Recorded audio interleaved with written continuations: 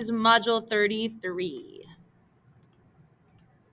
Okay, so forgetting and amnesia. So sometimes we think of forgetting as a bad thing, but really forgetting can be a good thing.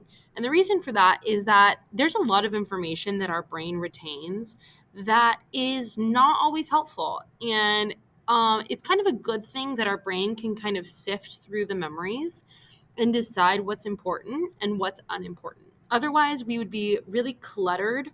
Our brain would be really cluttered and we might be overwhelmed with the amount of information that we have. Now, let's talk about amnesia. So we watched a video in class about HM, patient HM, and he had what we call anterograde amnesia. Anterograde amnesia is where a person cannot form new memories. We're talking about explicit memories. So there's an inability to form new memories. Another example of this is this man, Jimmy. Jimmy was 19 years old in 1945, where he had an accident that left him with anterograde amnesia. One day, the doctors showed him 30 years later a picture of him in a mirror, and he freaked out because he believed he was still 19 because he couldn't form that new memory that he was aging. In the movie The Notebook, because of Alzheimer's, one of the main characters, Allie, has what we call retrograde amnesia, which is the inability to recall past memories. Sometimes this can happen in traumatic accidents where the brain is damaged, where people lose all memory of their life prior to that event. Or it can be more kind of gradual, as in sometimes people experience with dementia. Now, why do we forget? So there's a couple reasons why. One reason is maybe our brain didn't encode the memory properly in the first place. So if we didn't pay attention enough to whatever it is we're trying to remember, it won't get encoded and we won't be able to remember it later. Now, interestingly, young adults are able to encode more information easier than older adults. So now's the best time to learn the most we can learn because it gets worse as we get older. Also, some information we never encode because it's not that important. So we're going to do an example in class where we look at information and we'll find that because some information is useless to our brain, we just don't remember it. It's not important, so it doesn't get encoded. Another reason why is maybe because of storage decay.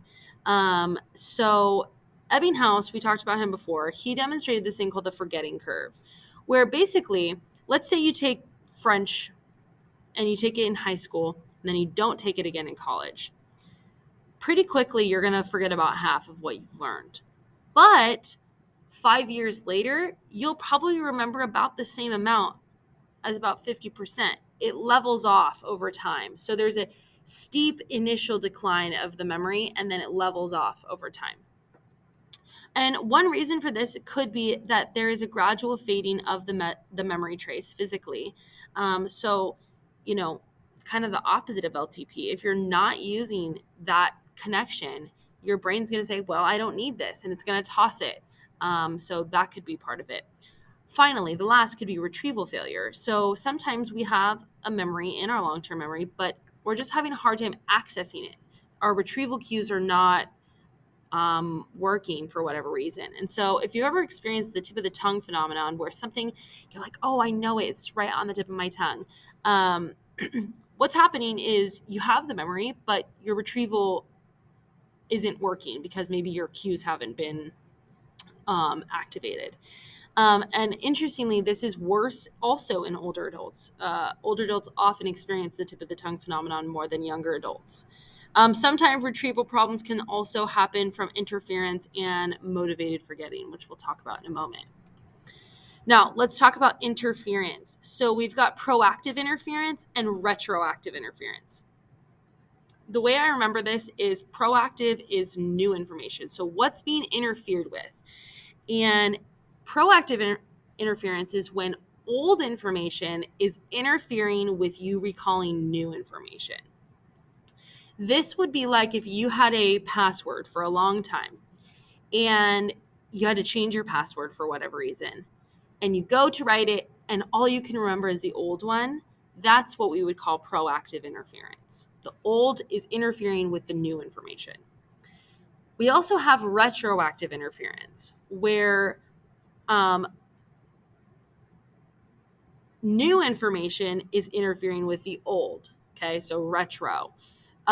This happens to me literally the second my kids leave my class in June and I get new kids in August. I experience retroactive interference because my new students, I'm learning all of their names. If I see a student I had from last year in the hall, I may well not know their name. I'll know their face, but I may not know their name because the new ones are interfering with the retro ones. Now, if you want to learn something and you don't want it to be interfered with, they say to learn it right at bedtime, right before bed, because then there's nothing else to interfere with it. And so you're less likely to forget it. Okay, now let's talk about motivated forgetting.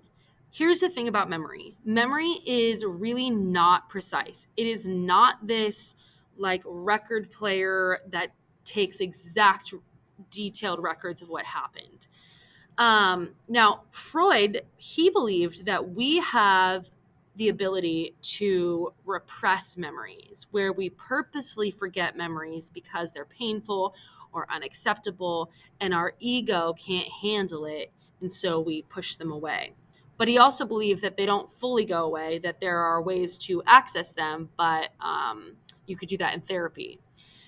And there are lots of people who believe this. There are people who are mostly highly educated people believe in repression, including many therapists. The issue is that research tells us that repression rarely, if ever, occurs. Now, natural forgetting, just forgetting because you were young or because of interference, happens. But motivated forgetting, there's not a lot of evidence of. And oftentimes people think that, oh, this person experienced this traumatic event and they repressed it. But almost never do people forget really traumatic events. They've done studies on this where they've had children who've witnessed their parents be murdered, and none of them forgot it. None of them repressed it. So oftentimes it's the opposite. People who experience traumatic events experience very intrusive, unpleasant memories that they wish could go away, but they don't go away on their own. Now, here are some ways in which our memory can be error prone. So like I said, it is imprecise and it's constantly being revised. The more and more we revisit a memory, it's actually getting slightly altered. You can think of this as when you play the game telephone. Your initial memory of an event is like the very first person, okay? But every time that event gets told again and again or rehearsed again, it changes slightly. And so you end up with something that is different in some ways than the initial event. Now, false memories are when a person has a memory of something that never actually occurred. And often this occurs from repeatedly imagining the action or event. And this can happen through various means. One is through the misinformation effect. So the misinformation effect is where if someone suggests something just slightly to you that's misleading, it can actually completely alter your memory of the event. So, for example, they did this in a lab at UC Irvine. They had people come in and watch a video of a car accident. To some people, they said, how fast were the cars going when they hit each other? To other people, they said, how fast were the cars going when they smashed into each other? The people who were in the smashed group versus the hit group, when asked again later, reported higher speeds of the cars than the people in the hit group.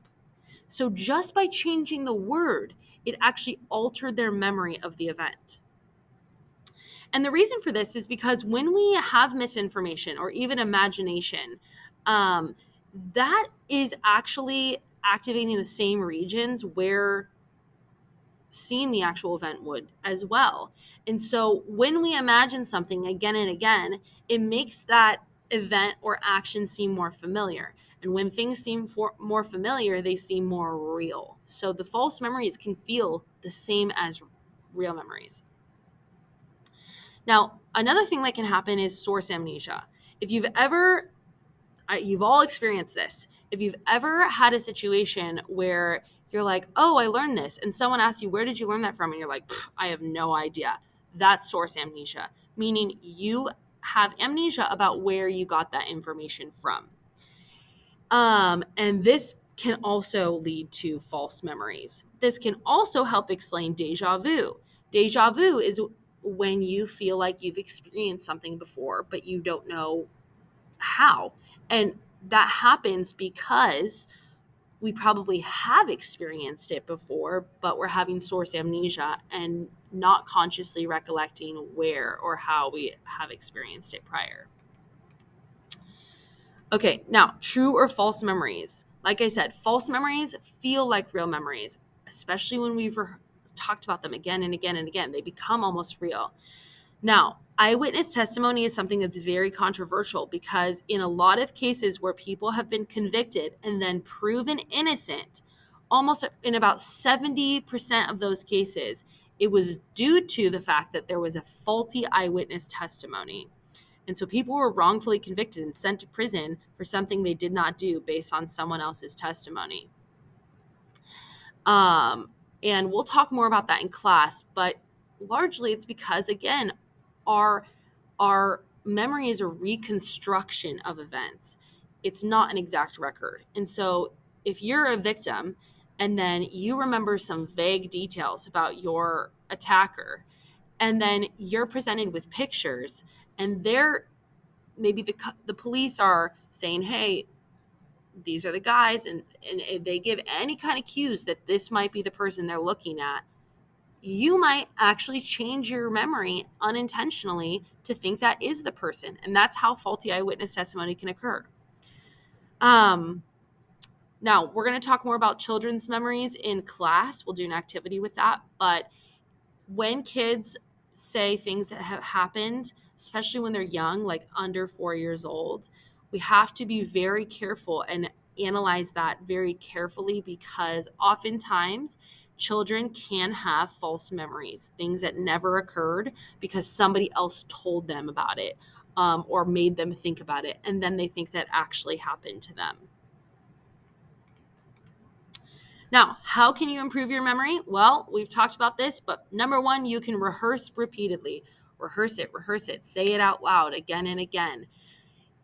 Number two, you can make the material meaningful. This is super important. If you're struggling in my class, try going through your notes and making connections to things in the margins.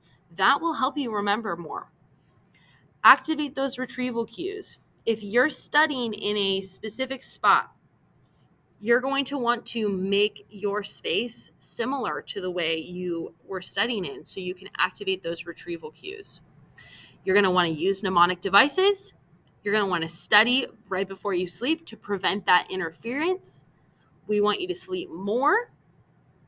And resting between study sessions can help. So if you study AP Chem, maybe take a 10-minute rest before you move on to the next. We have found evidence that can help.